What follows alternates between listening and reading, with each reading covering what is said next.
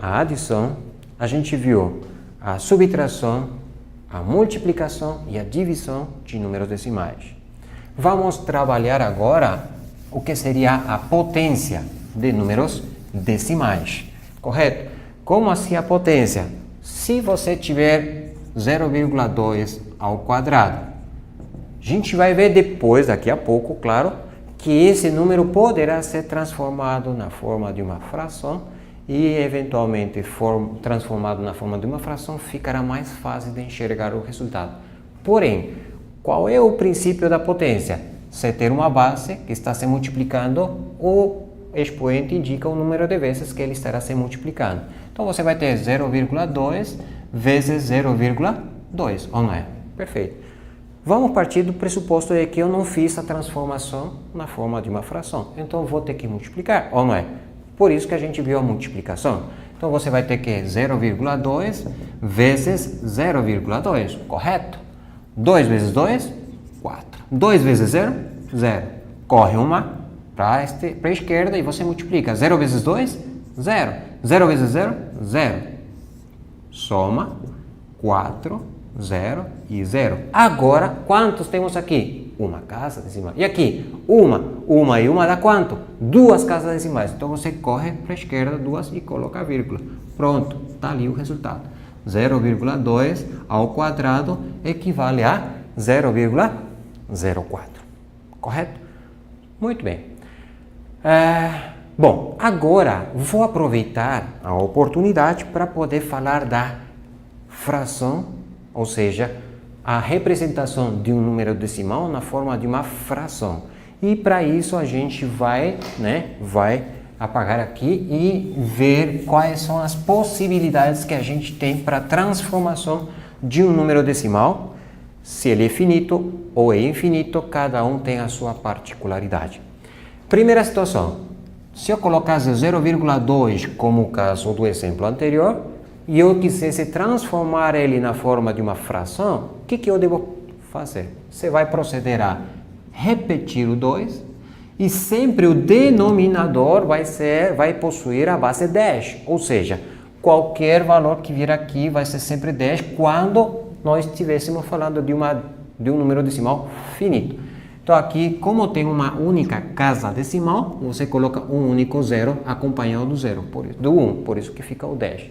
Logo você poderá simplificar, divide por 2 a 1, divide por 2 a 5 e você encontrou a fração equivalente de 0,2. Correto? Ah, professor, se eu colocasse 0,25, muito bem. 0,25 pode sim ser transformado na forma de uma fração? Sim. É um número decimal finito? Sim, finito porque acabou. Nós sabemos que tem duas casas decimais. Correto? Então aqui nós teremos aqui 25, você repete o 25. E embaixo você vai ter o 1 acompanhado da quantidade de zeros que dependerá do número de dígitos após a vírgula. Veja bem, aqui tínhamos um dígito. Professor, um zero. Aqui temos quantos dígitos? 2, professor. Logo, quantos zeros colocarei aqui? 2. Então, você coloca 2 zeros. Fácil, não é? Essa é a lógica que a gente vai aplicar se tivéssemos aqui 1, 2, 1, por exemplo. Você repete 1, 2, 1 e você coloca o 1, que nós sabemos que esse 1 vem do princípio de ser um número decimal finito. Agora vem a questão de quantos zeros colocarei aqui. Opa, o que vai indicar a quantidade de zeros é a quantidade de dígitos após a vírgula. Quantos dígitos temos aqui? 3, professor. Então você colocará quantos zeros? 3. Então você coloca 3 zeros. Pronto, acabou. Bem simples, não é? Então a dica é: repete o número e após você vai colocar a fração, cujo denominador vai ter por princípio a base 10. Nós sempre colocaremos o 1 acompanhado da quantidade de zeros que vai depender do número de dígitos após a vírgula. Um dígito, um zero. 2 dígitos, 2 zeros. 3 dígitos, 3 zeros. Ah, se fosse 4, 4 zeros e assim por em diante. Correto? Muito bem. Sempre que houver possibilidade de simplificar, simplifique. Aqui não consigo simplificar, mas aqui eu consigo. Eu posso dividir por 5, ou não é? Dividir por 5 dá 5. E dividir por 5 dá quanto? Dá 20. Deu 5 dividido por 20. Mas perceba que ainda poderíamos simplificar mais. Olha, divide por 5 dá quanto? 1. E aqui, divide por 5 dá quanto? 4. Opa, agora sim chegamos à sua equivalência de um número decimal representado na forma de uma fração. Muito bem. Isso aqui vai nos auxiliar para podermos, por exemplo, trabalhar a potência de um número decimal. Veja bem, vou colocar agora um exemplo, um segundo exemplo. Vou colocar aqui, determine o valor de vamos supor 0,3 elevado à potência 2. A gente faria como a gente fez lá, não é? 0,3 vezes 0,3, multiplica e depois obtém o resultado. Mas se tivéssemos que utilizar essa transformação, você diria, bom, 0,3 não é a mesma coisa que 3 dividido por 10? Acabei de verificar isso. Por quê? Porque 3 repete e o 10 porque tem um zero a partir do princípio de ter uma casa decimal, correto? E claro, não pode esquecer de que tudo isso tem que ficar elevado ao quadrado. Lembra da propriedade que a gente viu de potenciação? Vou fazer aqui a observação para você se lembrar, recapitular. Nós vimos que A dividido por B elevado a um expoente n equivale a A elevado a n dividido por B elevado a n. E isso vale também para o produto.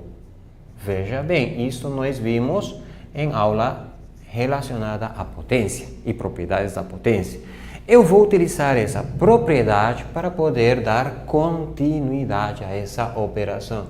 Fica 3 ao quadrado e 10 ao quadrado, ou não é? Aí 3 ao quadrado quanto é? É 9. E 10 ao quadrado quanto é? É 100. Pronto. Como é que eu vou dividir isso aqui? Você veja o seguinte, olha só. Tem quantos zeros aqui? 2, professor. Então você imagina que tem uma vírgula aqui. E você vai correr porque se trata de uma divisão para a esquerda. Nós vamos ver que quando multiplicação por fator 10, corre para a direita. E quando divisão, corre para a esquerda. Quantas ele tem que correr para a esquerda? A quantidade de zeros que aparecer aqui. Quantos zeros tem aqui? 2, professor. Aqui temos a vírgula. Quantas casas decimais aqui apareceram? Uma. Então eu preciso completar com 0. Você vai colocar o 9, o 0, coloca a vírgula e aí finaliza com o 0. Então você resolveu aquela potência utilizando a propriedade da transformação. Professor, mas não teria sido muito mais simples fazer isso aqui? Teria sido muito mais simples, claro. Eu só fiz questão de mostrar que existem outros caminhos para chegar ao mesmo resultado. Quem vai definir qual é o caminho a ser escolhido não sou eu, é você. Eu só estou mostrando as possibilidades. Então, se você multiplicar 3 vezes 3, 9. 3 vezes 0, 0. Novamente, recua. 3 vezes 0, 0. 0 vezes 0, 0. E aí você finaliza somando os resultados obtidos aqui. E conta quantos no total aqui? 1, 2 casas decimais, 1, 2 casas decimais, e aí você encontrou o mesmo resultado. Então veja bem, aqui era muito mais prático, provavelmente sem ter multiplicado desse jeito, correto? Mas você tinha outra opção para chegar ao mesmo resultado. E a radiciação? Como é que funciona então a radiciação? Professor, se por um acaso aparecer uma conta do tipo 0,49 raiz quadrada, como é que eu faço? Meu Deus, aqui a coisa complicou. Já a raiz quadrada de um número inteiro já era um pouquinho complicado, imagina com números decimais. Realmente, isso pode atrapalhar, sim, se você não tivesse a base do que nós vimos anteriormente, que é a propriedade da radiciação. Qual é? Você veja bem, vou repetir coisas que nós já vimos anteriormente. Raiz n de A vezes B é a mesma coisa que raiz n de A vezes raiz n de B. Ou também vale para a divisão. Então eu poderei separar e aplicar separadamente a cada um dos elementos a mesma raiz? Sim. Primeira etapa para resolver essa questão. Transforma 0,49 na forma de uma fração que a gente fez anteriormente. Então 49 você repete e embaixo fica o quê? O 1 acompanhado de 2 zeros. Por que 2? Porque tem duas casas decimais. Então você coloca o 100. E aí você vai ter a raiz quadrada, que fica muito mais simples de enxergar porque temos dois números inteiros. Veja bem, raiz de 49 sobre 100, eu vou aplicar essa propriedade, onde eu vou simplesmente aplicar a raiz a cada um dos elementos. Então aqui fica a raiz de 49 dividido pela raiz de 100. Não é muito mais simples? Qual é o valor da raiz de 49? É 7, professor. Pois eu sei. Isso aí. E qual é a raiz de 100? É 10. Putz, não é muito mais simples? Logo você aplica aquele esquema que eu falei para vocês. Quantos zeros tem aqui? 1. Então você coloca uma vírgula e corre uma casa. Aqui fechou certinho. Você vai ter 7, a vírgula, e aí completa com um zero. Daí você encontrou o resultado equivalente para o 0,49.